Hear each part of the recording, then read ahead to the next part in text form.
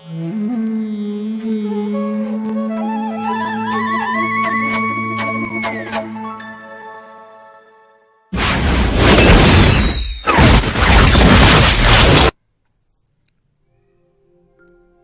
घरमा त निकै रमझम देखिन्छ नि।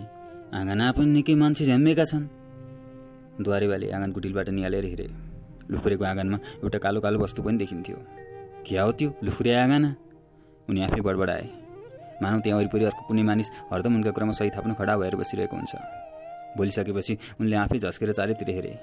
नजिकै वरिपरि अर्को कुनै जीवित अस्तित्व छैन, केवल आफू ठिङ्गो।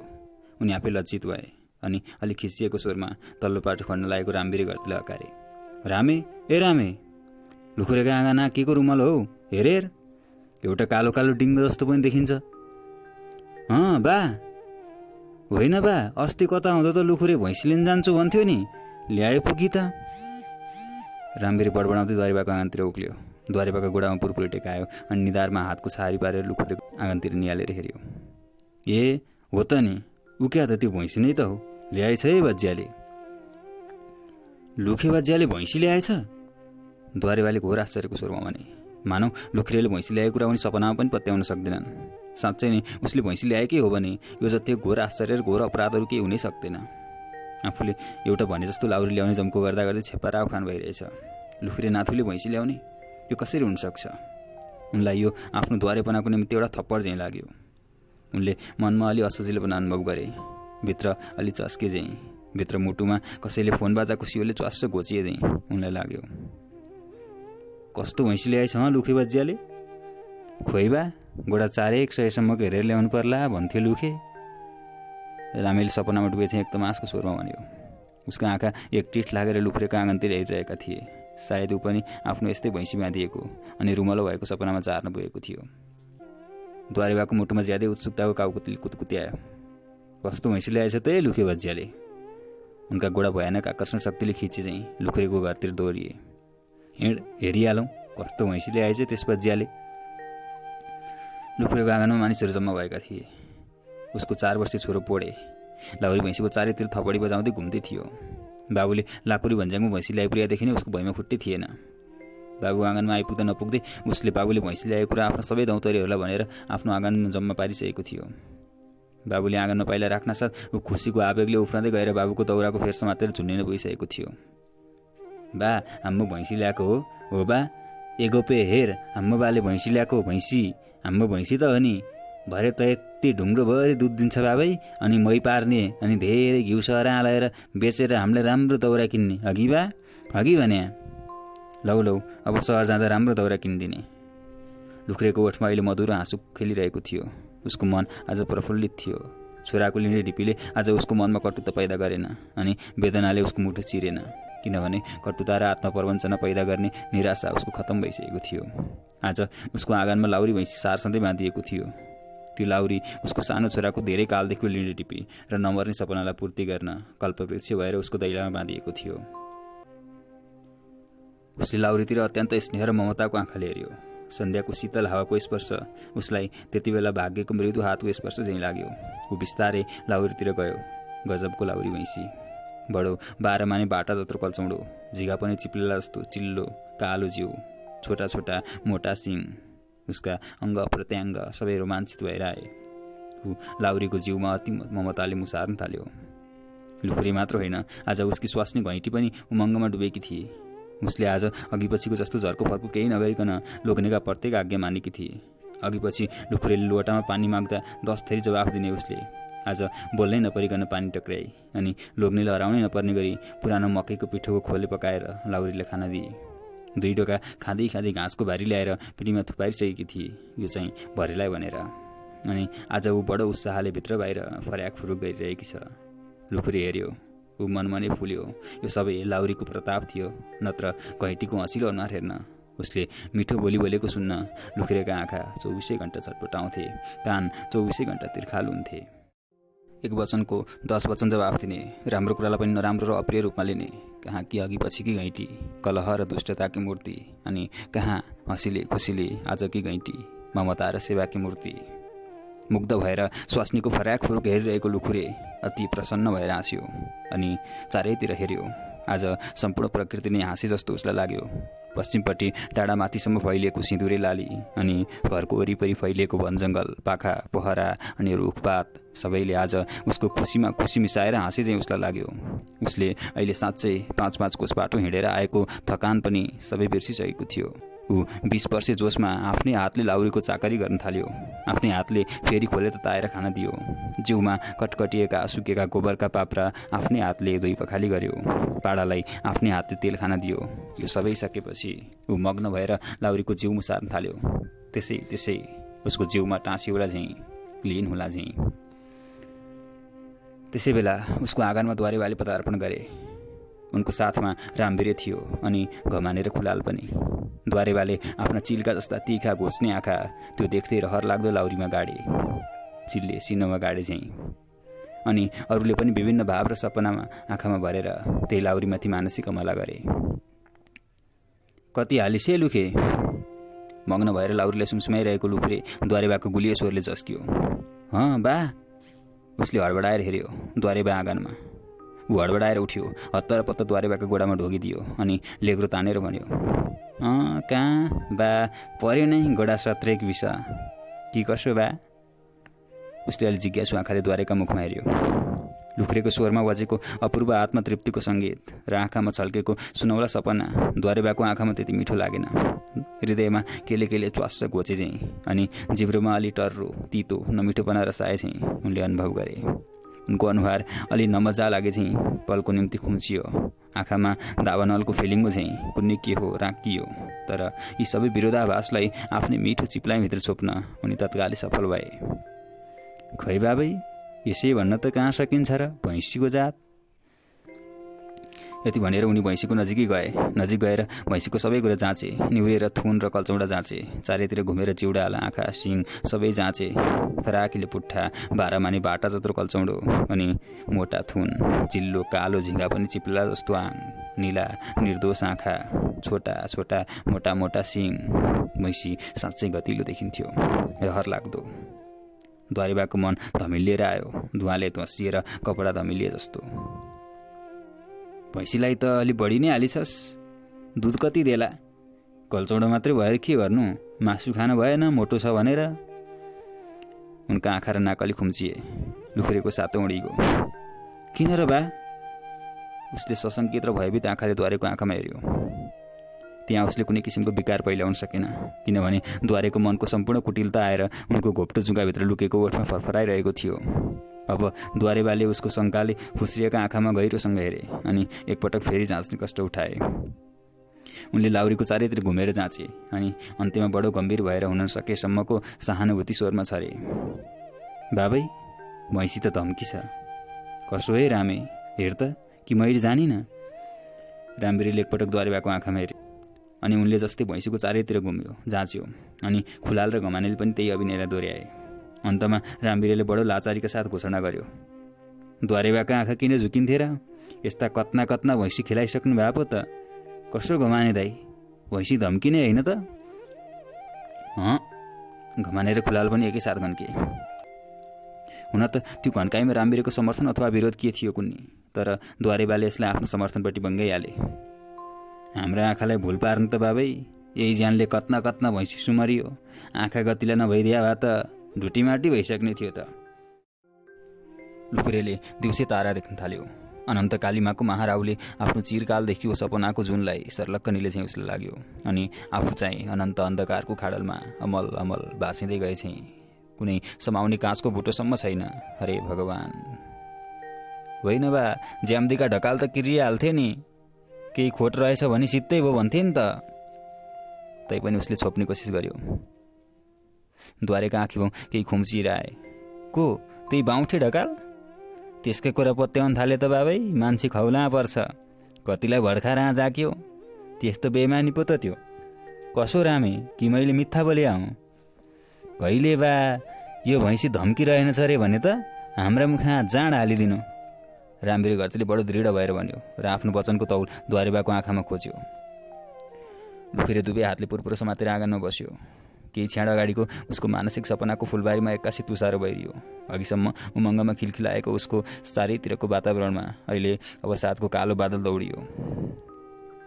उसका आँखा तिर्मिराउन थाले। आँखा अगाडिको हाँसिरहेको आकाश, गाइरहेका चराचुरुङ्गी, नाचिरहेका लहरा पात सबै धमिला देखिन थाले।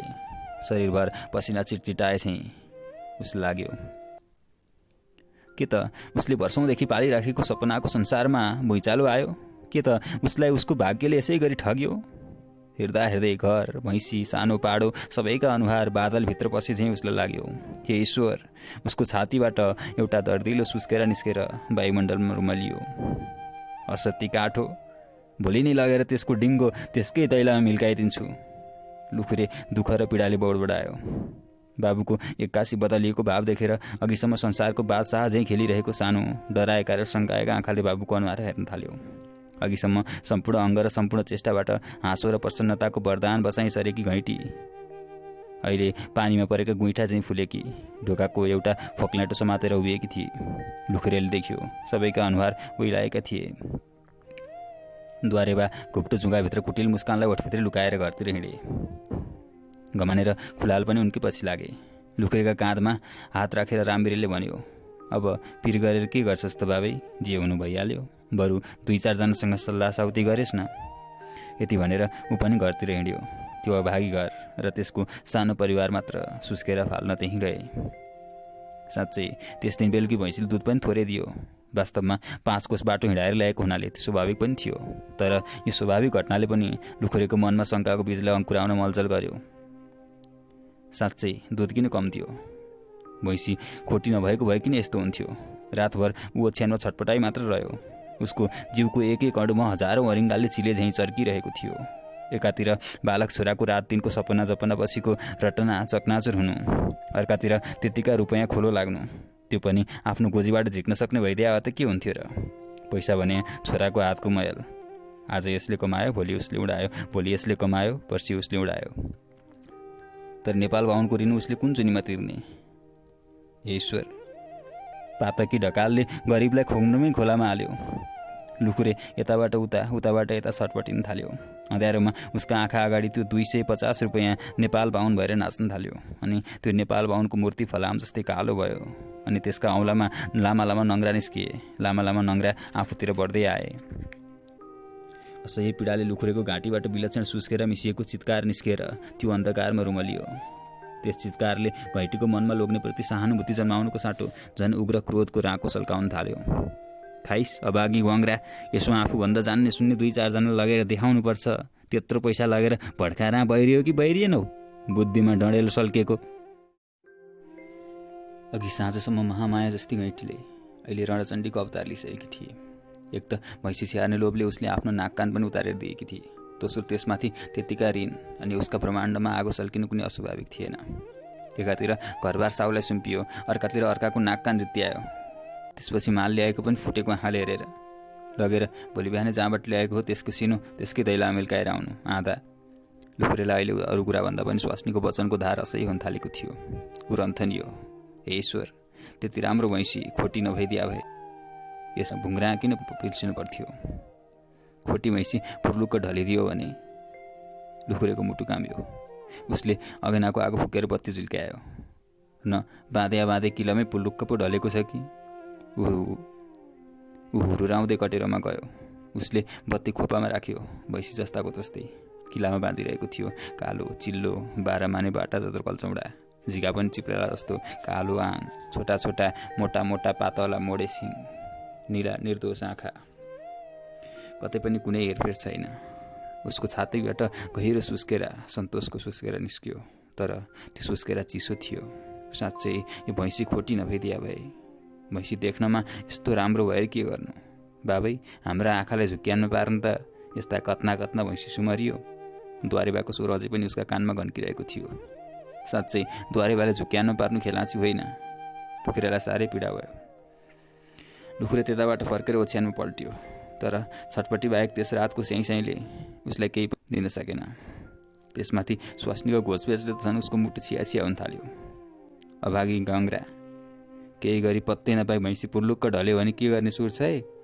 त्यस्तो खोटी भैँसीमा धन भइरहेर साँच्चै घरभित्र लुख्रेको मुटु आशंकाले काँप्दै थियो। साँच्चै कतै किलोमै बाँधे भैँसी भुर्लुक्क ढल्यो भने धम्की भैँसी न हो। अनि ऊ रन्कामा घरिघरि उठेर कटेरामा जान्थ्यो। घरिघरि भैँसीलाई हेर्थ्यो। अति मायाले उसको जिउ सबै मुसार्थ्यो। चिल्लो कालो आङ, 12 माने बाटा जत्रो गल्चौँडो, छोटा छोटा पातला सिङ अनि फराकिलो पुट्ठा, निर्दोष नीला आँखा। अनि फेरि ओछ्यानमा आएर लड्थ्यो। तर घैँटीको मुटु छेड्ने वचनले सुहिरो जस्तो भएर घोचिरहन्थ्यो। अनि ऊ अँध्यारोमा आँखामा पछुतो र छ्यामाको याचना गरेर स्वास्नीतिर हेर्दथ्यो। वास्तवमा घैँटी पनि अब त अचाकले गर्न थालेकी थिए। बिचरा लोग्ने मात्र के गरोस्, उसले पनि खोले लागोस् भनेर त पैसा भइरहेको होइन। यो त उनीहरूलाई भाग्यले ठगेको, बाउँसे ढकालले दया जागेको। यो कुरा त स्वास्नीले किन बुझ्दिन? हे ईश्वर, बाउँठे काटिएको भस्म खरानी भइजाओस्। गरिबलाई रुवाएर गरिबको धनले नपोले त कहाँ छोड्ला र परमेश्वरी। आफूलाई पोल्या थाहा छैन, अर्कालाई पोल्या सपना देखा। त्यही सिनाको मासु बेचेर उठाउने सुर छै के हो गङ्ग्रा? घैँटीको स्वर रोष र पीडाले काँपिरहेको थियो। लुखुरे के सुर गरोस्? भैँसीले फर्काएर लैजाउँ त भने पनि एक त 5-5 कोस बाटो हिँडाएर लैजानु, दोस्रो लोप्पा खुवाएर पठाइदिन्छ के भनेर हात पारिया थैली फिर्ता गराइदिन्थ्यो र। त्यस्तो जमानदारी भइरह्यो त गरिबलाई यस्तो झुक्याउनु पारेर सत्वनाश नै गर्ने थिएन नि। लुखुरे आफ्नो भित्रैदेखिको वेदनालाई छातीभित्र दबाएर मुर्दा लडे झैँ लडिरह्यो। भोलिपल्ट द्वारेवाका पिँढीमा गाउँका बुजुर्ग जम्मा भएका थिए। यो गाउँको चलन थियो बिहान बेलुकी तमाखु खान, गफगाफ गर्न, दुःख दर्द पोख्न ठुला ठालुकै घरमा जम्मा हुन्छन्। गाउँभरिको टिका टिप्पणी हुन्छ र भइरहेको पनि थियो। त्यसै बेला अँध्यारो मुख लगाएको लुखुरे आयो। द्वारेवाको गोडामा शिर टेकायो र एक छेउमा साह्रै डराए चाहिँ बस्यो। क्या हो, के भन्न आएछ लुखे? द्वारेले आफ्नै कट स्वरमा भने। भैँसीले हिजो साबुतको दुध दियो त? दिएन बा, दिएन। के दिन्थ्यो? लुखुरे डुबेको स्वरले भन्यो। साँच्चै ऊ निराशको अतल गहिराईमा डुबेको थियो। हामीले भनेको त, द्वारेवाले अरूतिर हेरेर भने। यो लुखे बजिया सोझो मधेसमा हारेर आएको बाउँठे के मान्थ्यो र? भसक्कै ठगिदियो। यो जहिले पनि उस्तै सुझ्न बुझसँग त्यतिकै पैसा बहिरी नहुन्थ्यो के त? हामी पनि त थियौँ। यति भनेर द्वारेबा भर्खरै कान्छी घट्नीले टक्राएको तम्बाखुबाट खरानी उडाएर तान्न थाले। तबै त भने बिग्रने बेलामा आउँदैन मती भनेको यही हो। अब खोटी भैँसीमा थैलो खन्याएर अब अरू कसले लग्ला त? बुढाथोकीले लुखुरेको सुकेको अनुहारमा हेरेर भन्यो। कुन चाहिँ यही जस्तो आँखा फुटेको होला त खोटी भैँसीमा थैलो खन्याउन? त नै भन् त, द्वारेले भने र उपेक्षाले मुन्टो बटारे। ऋण गरेर त होलास् नि, घमानीले भन्यो। यसको भैँसी खोटी रहेनछ भने त हाम्रो मुखा अवेक्षी हालिदिनु। द्वारेका पुरोहित सीताराम पण्डितले हत्केलाले नाक मासतिर फर्काउँदै लामो लेग्रो तानेर घोषणा गरे। अनि द्वारेबाको मुखतिर हेरे। वास्तवमा उनले लुखुरेको भैँसीको अनुहारसम्म पनि देखेका होइनन्। तर कदाचित द्वारेबाले खुसी पार्न सकिन्छ भने गाउँको भैँसीको त के कुरा। मुम्बईको तिलकराम मारवाडले किनेको रोल्स रोयल्स मोटरमा पनि कोट निकाल्न पछि पर्दैन उनी।